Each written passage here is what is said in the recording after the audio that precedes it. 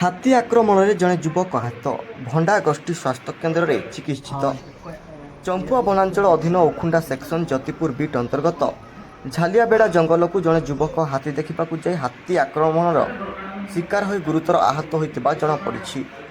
ଆହତ ଯୁବକ ଜଣକ ଜ୍ୟୋତିପୁର ଗ୍ରାମର ଜ୍ୟୋତିରଞ୍ଜନଙ୍କ ପୁଅ ଶୁଭଙ୍କର 23 ବର୍ଷ ବୋଲି ଜଣାପଡ଼ିଛି। ସୂଚନାରୁ ଉଖୁଣ୍ଡା ସେକ୍ସନର ଝାଲିଆବେଡ଼ା ଜଙ୍ଗଲରେ 5 ଗୋଟି ବଣୁଆ ହାତୀ ରହିଥିଲେ। ସେହି ହାତୀ ପଲରୁ 2ଟି ଦନ୍ତା ଅଲଗା ହୋଇ ଜଙ୍ଗଲ ରାସ୍ତା ନିକଟରେ ରହିଥିଲା ବେଳେ ସ୍ଥାନୀୟ କିଛି ଅମାନିଆଙ୍କ ସହିତ ଶୁଭମ ମଧ୍ୟ ହାତୀ ଦେଖିବାକୁ ଯାଇଥିଲେ। ଏପରିକି 2 ହାତୀଙ୍କ ନିକଟର ହୋଇ ଯାଇଥିଲେ ଶୁଭମ।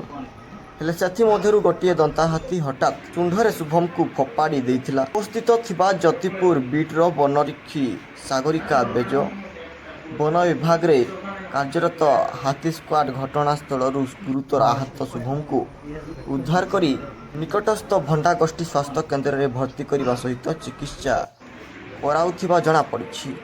ବନ ବିଭାଗ କର୍ମଚାରୀ ହାତୀମାନଙ୍କ ଗତିବିଧି ଉପରେ ନଜର ରଖିଥିବା ଦେଖିବାକୁ ମିଳିଛି। କେନ୍ଦୁଝର ଚମ୍ପୁଆରୁ ପବିତ୍ର କୁମାର ନାୟକଙ୍କ ରିପୋର୍ଟ, ଜିଏସ୍ପି ଇଣ୍ଡିଆ।